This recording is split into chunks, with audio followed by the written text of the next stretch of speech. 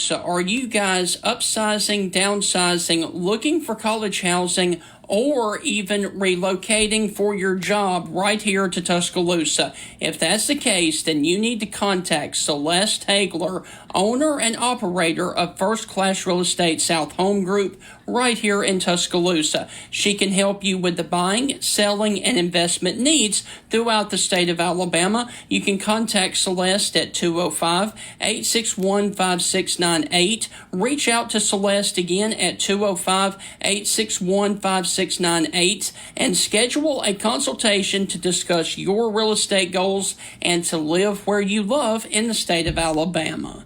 You are locked in on the Stingray Show, and we are on the eve of Wild Card Weekend in the NFL, which means the playoffs are about to get started. We will get in there and discuss some of the NFL matchups, plus we will also touch on college basketball. That's all ahead on this edition of the Stingray Show. We've got a lot to cover, guys. Let's get things rocking and rolling. Hi, this is Tim Brando with a reminder. Those of you on Tide 100.9, look out. You're about to feel the buzz of Stingray. This is Stephen Ray, a.k.a. Stingray, coming to you live from Tuscaloosa, Alabama. I'm Heath Hopkins. I'm here in DeSoto County, Mississippi, right outside of Memphis, Tennessee. You know, Mark, I'm going to put you on the spot. Do you feel that responsibility to pay it forward and give some kid a chance coming up in the ranks, kind of like Tony did for you? Why do you think I'm talking to Stingray tonight? Thank you, man. I appreciate that. No, I mean, look, no. Hey, Stingray, here's the deal. When you get involved with Texas, it's like getting married to a stripper. and let me explain this. It looks good. It's kind of sexy on the surface. Yeah. But then you get the baggage, you get the drama, you get all that eventually comes with it. And that's what you get with Texas, and that's what the Big 12 learned. And Heath, any thoughts on our show moving forward? Hey, to everyone in Tuscaloosa listening here on Tide 100.9. With the Stingray Show, if you don't like it, you better learn to love it, because it's the best show going today, baby. Woo! How would you guys like to try a caramel cookie butter hot chocolate? Hey, you guys ordered the Blitzen so much at Strange Brew Coffee House over the holidays until Strange Brew made the Blitzen a permanent addition to Strange Brew Originals. Hey, it's cold outside, it's wintertime, you probably need a pick-me-up or maybe even something to warm you up. Go by Strange Brew Coffee House on the Strip at the University of Alabama, 1101 University Boulevard, and get you something that will warm your heart and your soul right here on the Strip at the University of Alabama. And Heath, with all of that, we want to welcome you inside the Friday evening edition of the Stingray Show. Hope all is well with you guys. And Heath, like I said, we are on the eve of Wild Card Weekend beginning in the NFL, and there are some amazing games tomorrow in the NFL. Man, yeah, Steven, we got to speed this show up. I got some shrimp boiling over here, man. I got my shrimp going right before we came on the air. I'm ready to go eat my shrimp, potatoes, and sausage, and corn, and yeah, man, we having a big feast to start the weekend, man. What about you? Oh man, just gonna take it easy, man. That's the best way to do it, right? Just go through life taking it easy. Sometimes it is. Sometimes it is. But with that, with the shrimp and the potatoes and all of that, it sure is a shame that the New Orleans Saints will not be a part of this postseason in the NFL. Yeah, you know, the Saints had all that crazy drama on their last game, last play. That was fun. You know, they punched in the end zone there against the Falcons. And hey, look, I'll say this, Stephen. All the Falcon fans that want to cry about what the Saints did, look, it's not the Saints' job to keep the Saints out of the end zone. Yes. That's your job. So don't bring that crying mess to me. Well, they were in victory formation. You ever heard of a trick play? Has it ever happened before? Yes. I don't want to hear it. All right, so Heath, I do want to give a quick shout out to a loyal listener of the Stingray Show. He and my dad go way back all the way to grade school, and his claim to fame is that his father used to do the taxes for the legendary former Alabama head coach Bear Bryant. I'm talking about the CPA here in Tuscaloosa, CP Senna. We definitely want to thank you for being a loyal listener of the Stingray Show, and we hope that you thoroughly enjoy every episode that we put out.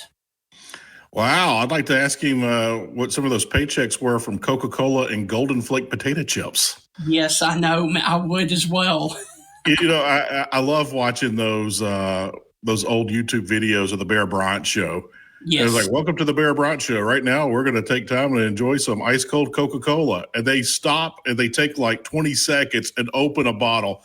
It's not the screw top, it's the pop top. Right. And then they take a drink. It's like, and we're also going to refresh with a snack of Golden Flake chips. So they pour some chips, they open a bag, pour chips in a bowl, and then like partake. And I'm like, this is like watching the Lord's Supper. I mean, what are we doing here?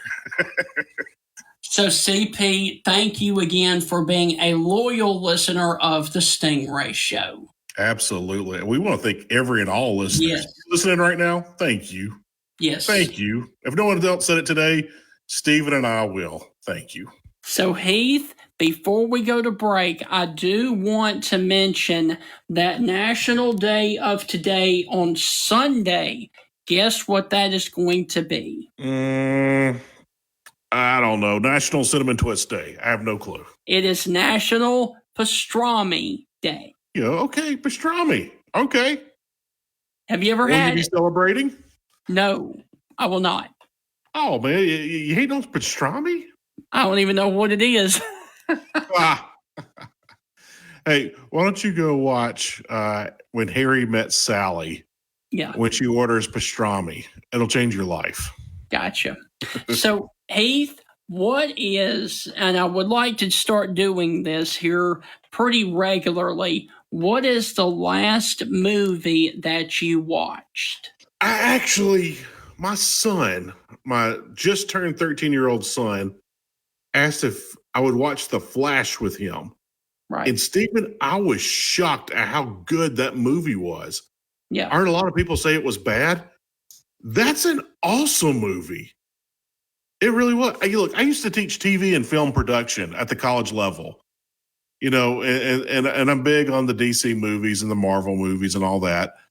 That Flash movie had so many old references to the comic books and to the movies, especially the movies, and the movies that weren't even made. I'm not going to ruin it for anybody. Watch The Flash. Great movie. But that was the last movie I watched. I watched it last weekend. What about you? All right, so I'm going with an older movie. It's probably about 10 years old now, but it was an absolute dynamite show. It is called White House Down with Jamie Foxx and Channing Tatum. I finally got the opportunity a week ago to watch that movie, and that movie was absolutely fantastic. Well, there you go. What did you like the most about it, Stephen? Just all of the action, dude. I mean, I really like a good action movie.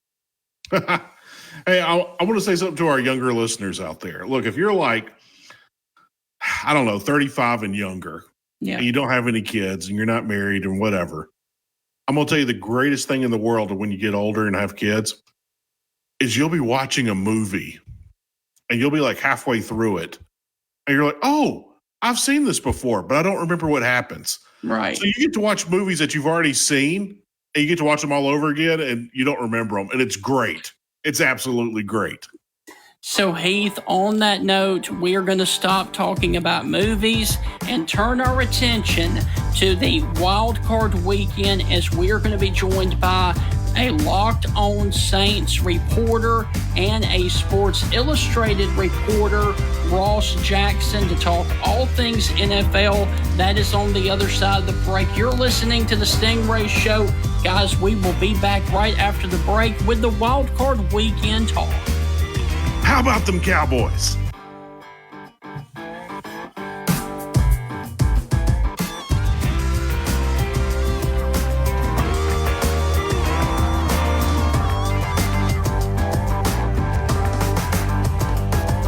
Everybody loves.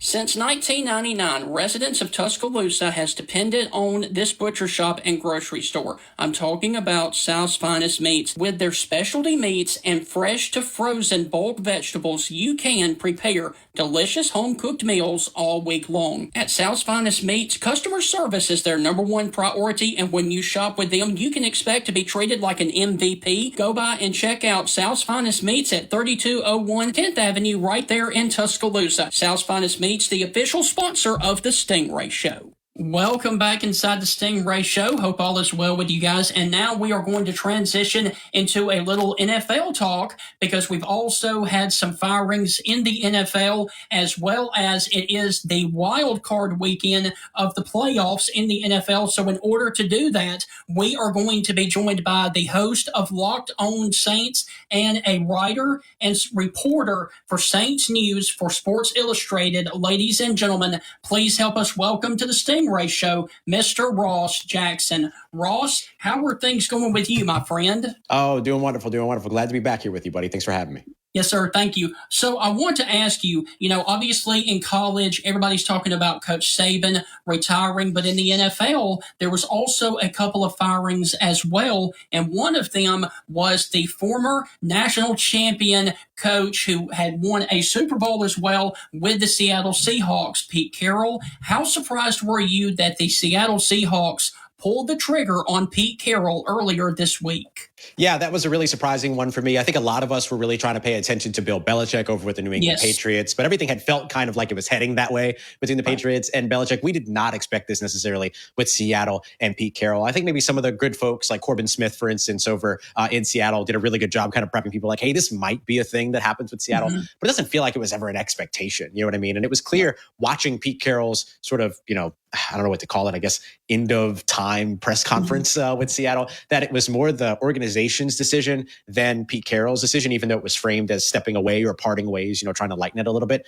But look, Pete Carroll's expected to stay on with Seattle, maybe not necessarily as a head coach, maybe on an advisor role. Right. If he wants to keep coaching, he'll be somebody that a lot of people would love to have, running their organization or at the helm of their team. But it was a big time surprise for a guy that, might be in his early 70s, but is absolutely a guy that if you look at some of those locker room, situations toward the end of the year, you look at what happened with Geno Smith and everything like that, that certainly still has a lot kicking in the tank there. So it was a big surprise when it came to Pete Carroll in Seattle.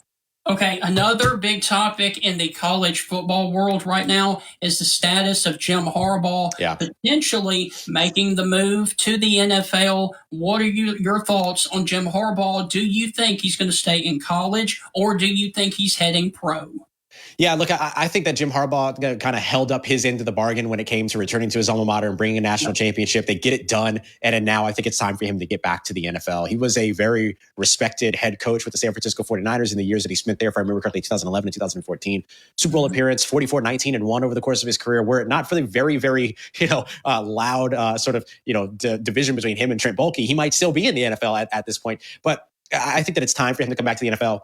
There's a great fit available for him with the Los Angeles Chargers. That's where I think he should land. We'll see where he actually does land. But yeah, I think it's time for Harbaugh to make his way back to the National Football League. Okay. And before we get to the wild card weekend, I do want to get your take briefly on a former Alabama player who is now the head coach at San Francisco. Give us your take on DeMeco Ryans' first year as head coach out at San Fran, please. Yeah, so DeMeco's done a great job over in Houston with the Houston Texans, bringing them to their first playoff appearance in a while. And him having to do that as a first year head coach with C.J. Stroud, a rookie quarterback, and everything. I mean, he's just one of those guys that is today's NFL head football coach. He's willing to help to bring his team and bring the guys around him that will bring the team into the modern day era of the NFL on both sides of the football. He's a fantastic defensive play caller. He brought in a fantastic offensive play caller in Bobby Slowick, who continues to revamp and kind of keep this team in modernity. And then to get everything that he got out of those players, I mean, you can see it in the locker room videos after they won their playoff berth and everything, just him taking that moment in, the way that the players have rallied around him. He's everything that any NFL organization should want in a head coach. No ego, knows to bring in the guys around him. that can do the things that he can't, understands as a former player what the role of the player is and how to appease to that as a coach. I think he's done such a phenomenal job, and I'm very excited to see what the Houston Texans are able to do in the playoffs here. Ross, I knew that it was Houston. He came over from San Francisco. My bad about that. All right, let's move on to the wild card round this weekend that starts on Saturday and ends on Monday. If you would, go on ahead and give us a couple of games that you are most looking forward to. Yeah, I mean, gosh, I can't think of one of these games that I'm not looking forward to. But I will start with on the Saturday slate, obviously, that Miami Dolphins Kansas City Chiefs game. The Dolphins have been one of those teams that has sort of had that stamp on them all season of not being able to beat the good teams that are out there. And so if they want to continue to move ahead through the playoffs here, here's a real opportunity for them to do it. The loss of Bradley Chubb has weighed big on that defense. Then bringing in guys like James Houston and adding other, talented pass rushers to kind of give them some aid there. I think that can go a long way for them. The Kansas City Chiefs do not look like the impervious Kansas City Chiefs of the past. And so if Miami is able to keep churning on their offensive side against what has been the best defense we've seen in Kansas City in a long time, it might be hard for Kansas City to keep pace. But you never count out Patrick Mahomes and Andy Reid, right? So that'll be a really interesting one. And then Andy Reid becomes a really interesting storyline to watch after either the Kansas City Chiefs are eliminated at some point during the playoffs or go on to the Super Bowl, potentially win a Super Bowl. He was a guy that had a lot of retirement talk around his name early or throughout the playoffs last year. Could that narrative find its way back again here in 2024? That'll be something to watch after the playoffs. And then in that Sunday slate, I mean, what better storyline is there than Matthew Stafford and the Los Angeles Rams returning to Ford Field to go up against his former team, the Detroit Lions, where he is still very much beloved in that city, and to watch what Dan Campbell and all those guys have done so fantastically with the Detroit Lions. And let's not forget that it's not just Matthew Stafford returning to Detroit. It's also Jared Goff going up against a team that traded him away for Matthew Stafford, clearly saying Matthew Stafford is a better quarterback than you. Now here's an opportunity for the two of them to go head to head. Okay, when you look at some of the teams that are in the divisional round waiting on these winners, who are a couple of teams that you feel like could make it all the way to the Super Bowl?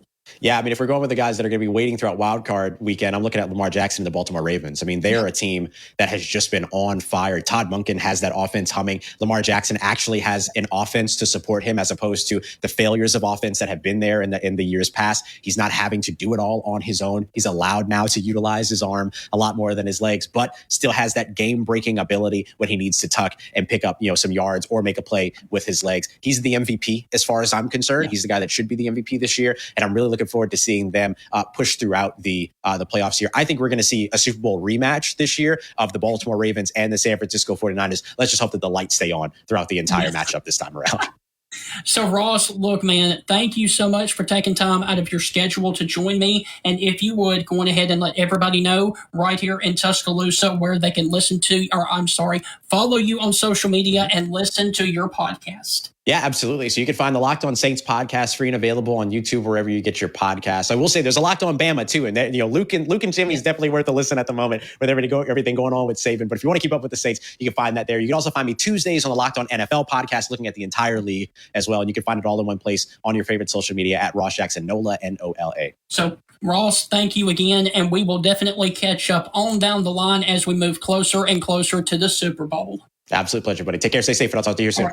Thank you. So that's going to wrap up the NFL portion of the show. And guys, when we come back, we are going to be joined by Southeastern 14's own Chris Lee to talk a little Alabama and SEC basketball that starts tomorrow. That's on the other side of the break. You're listening to the Stingray Show. We will be right back.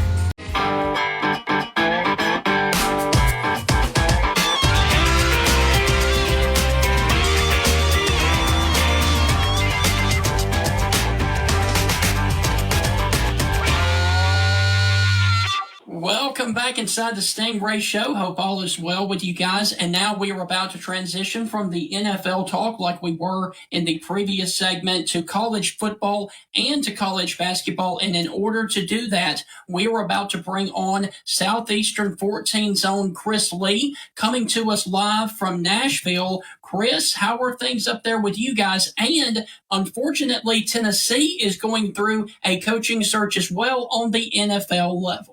Yeah, don't get me started with that as a Titans fan. Yes. What a week it has been for coaching changes. That's the one that's almost got forgotten. That one was a little personal, and I could give you a rant on that one, but I will not.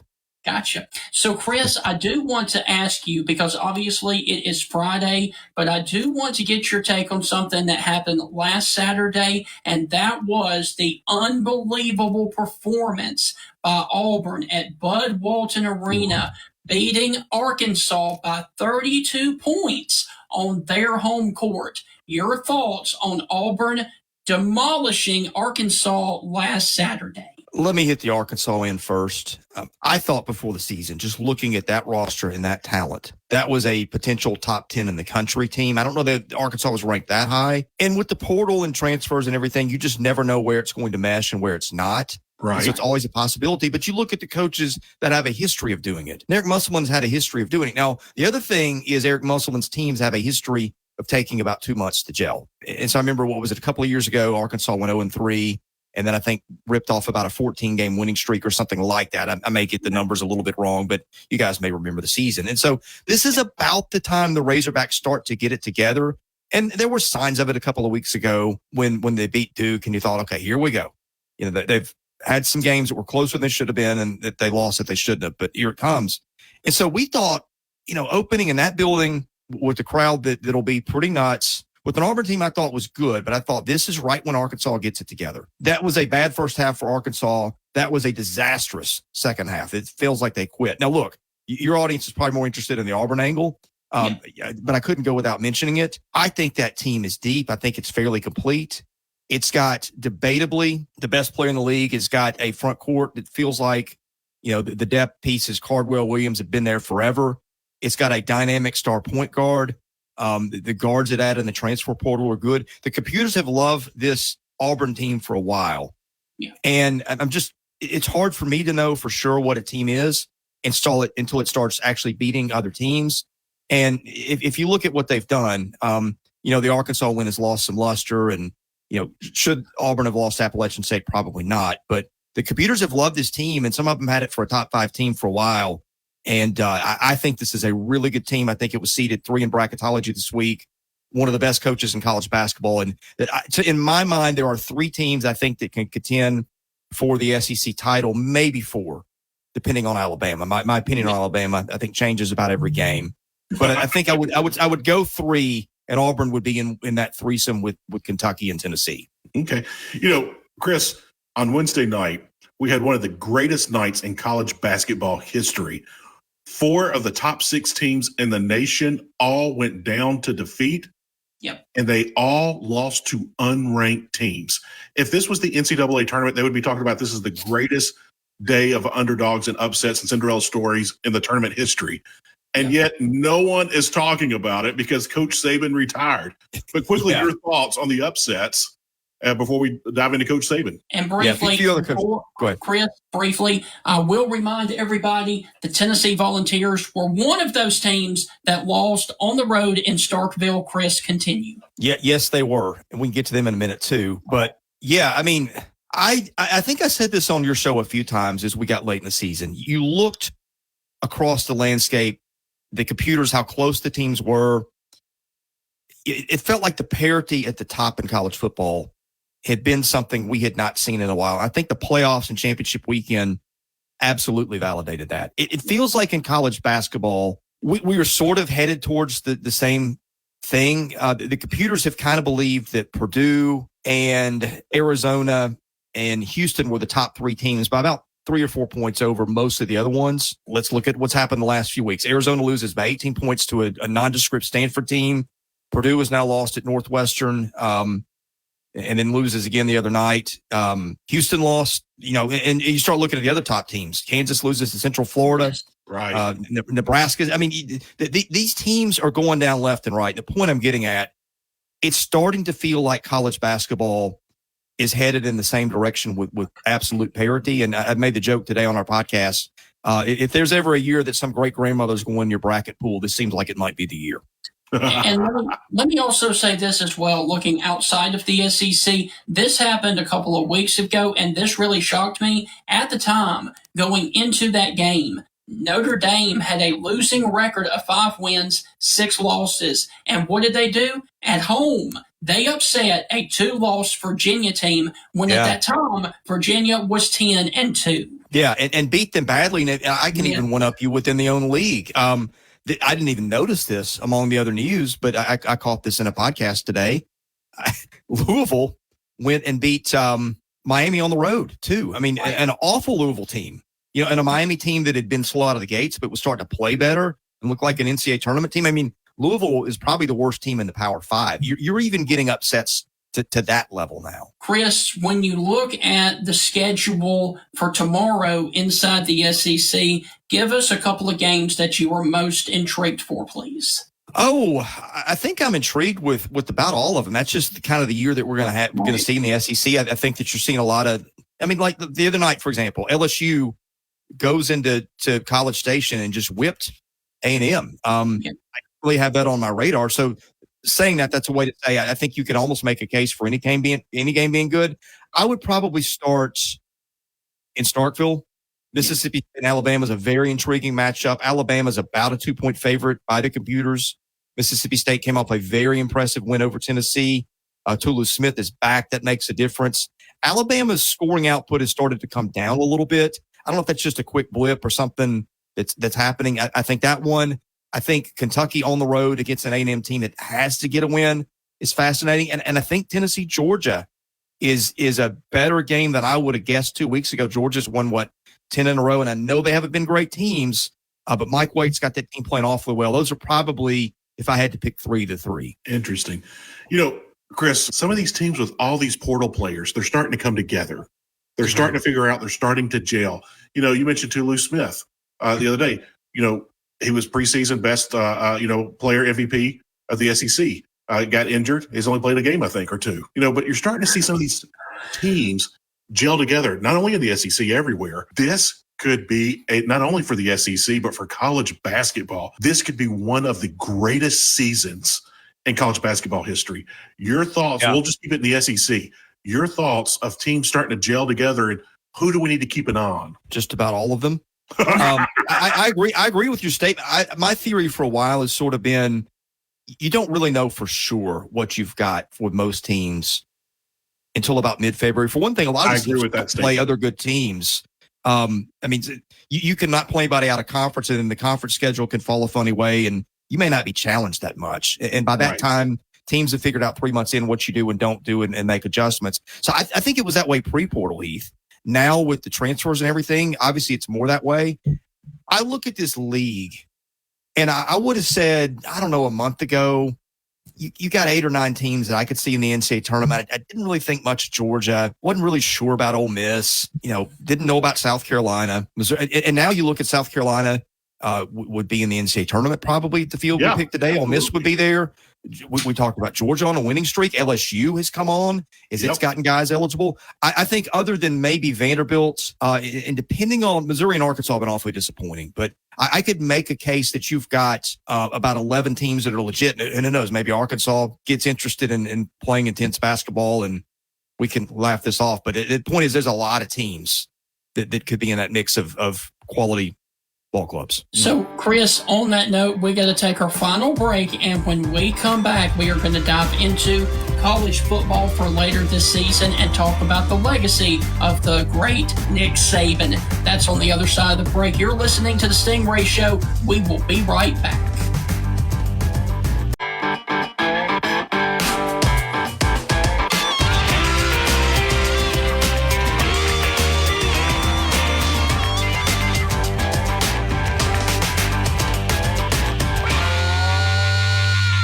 Citizens of West Alabama, have you heard the news? The Bank of Moundville, which was established way back in 1907, offers personal loans of all sizes, unsecured and secured, with competitive interest rates. You can contact them today at 205-371-2227. Once again, that is the Bank of Moundville, 205-371-2227, or go by and see them in downtown Moundville. They are an equal housing lender and a member of the FDIC. Welcome back inside of our final segment right here on the Stingray Show. Hope all is well with you guys. Our guest this evening is Chris Lee from Southeastern 14. And guys, I do want to get your take on this. Since earlier this week, Coach Saban retired from the University of Alabama, I do want to get both of your thoughts on this. who do you ultimately think is the best Alabama quarterback under Coach Saban? Chris, you are our guest. Would you like to go first?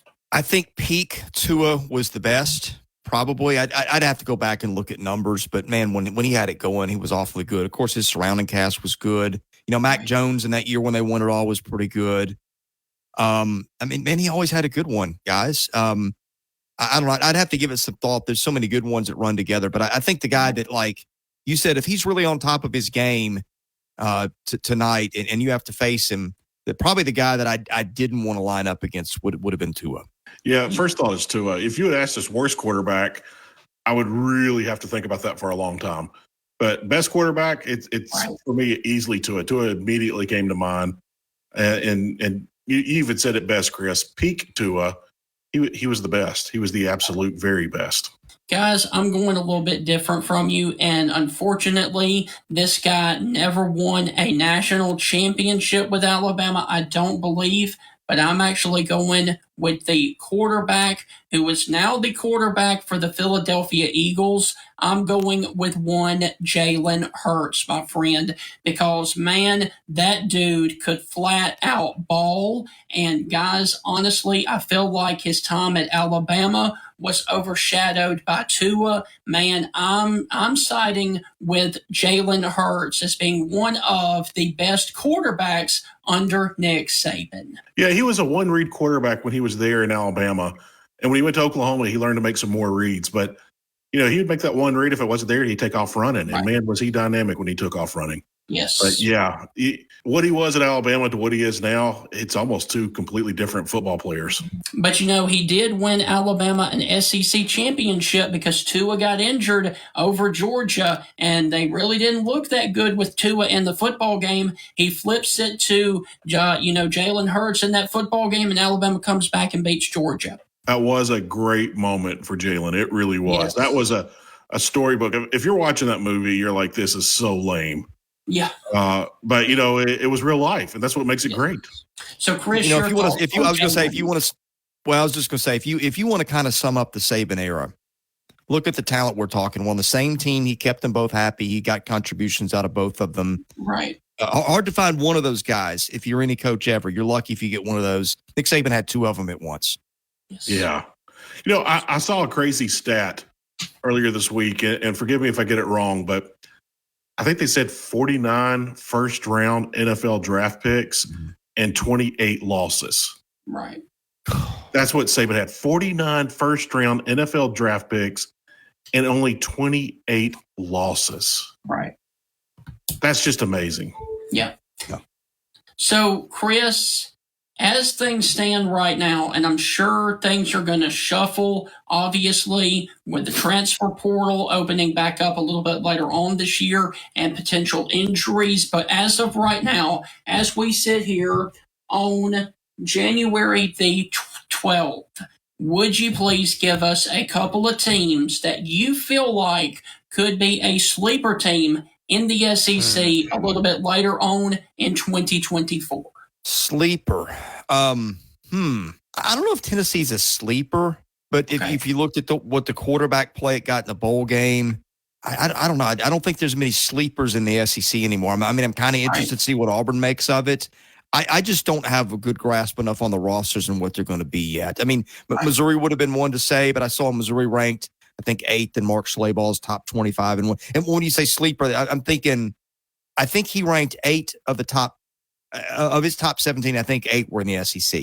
Right. So you eliminate a good portion of the pool that way because I don't know if those teams are sleepers. And then you've got the Vandy's, the Arkansas, the Floridas, the places that are kind of hard to get excited about. Mississippi State, don't know what to make of them.